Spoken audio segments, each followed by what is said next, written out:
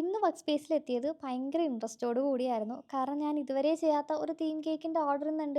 അപ്പോൾ അതിലത്തേക്ക് വേണ്ടിയിട്ടുള്ള റൈസ് പേപ്പേഴ്സാണ് കേട്ടോ നമ്മൾ ഇതേപോലെ ഒന്ന് കളറിൽ മുക്കിയിട്ട് ഡ്രൈ ആക്കാൻ വെക്കുന്നത്. അത് ഓവനിൽ വെച്ച് ഡ്രൈ ആകുന്ന ടൈമിൽ കേക്ക് ഒന്ന് ഫിനിഷ് ചെയ്തെടുക്കാമെന്ന് വിചാരിച്ചു.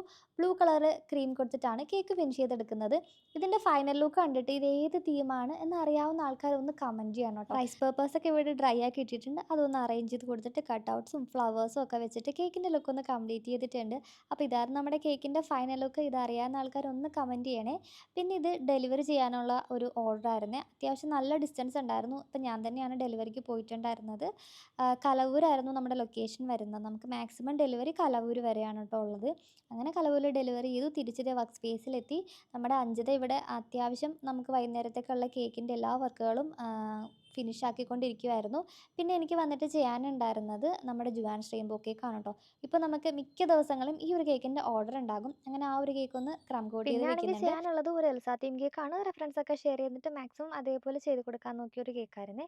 പിന്നെ ഒരു ഹാഫ് kg ഉണ്ടായിരുന്നു. അതിനുശേഷം നമ്മൾ നേരത്തെ ക്രം കോട്ട് ചെയ്ത് വെച്ച് ജുവാൻ റെയിൻബോ കേക്ക് ഇതേപോലെ ഒന്ന് സൈഡൊക്കെ കട്ട് ചെയ്ത് നീറ്റാക്കിയിട്ട് സ്ട്രോബെറീസ് വെച്ച് കൊടുക്കുന്നുണ്ട്.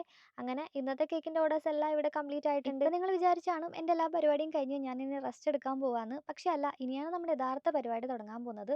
ഒരു ലോഡ് മെസ്സേജ് വന്നിട്ടുണ്ടാകും. ഇതിൽ നിന്ന് എല്ലാത്തിനും റിപ്ലൈ ചെയ്ത് ഓർഡേഴ്സ് സോർട്ട് ചെയ്തെടുക്കുക എന്നുള്ളതാണ് ഏറ്റവും കൂടുതൽ പാടായിട്ട് എനിക്ക് തോന്നിയിട്ടുള്ളത്.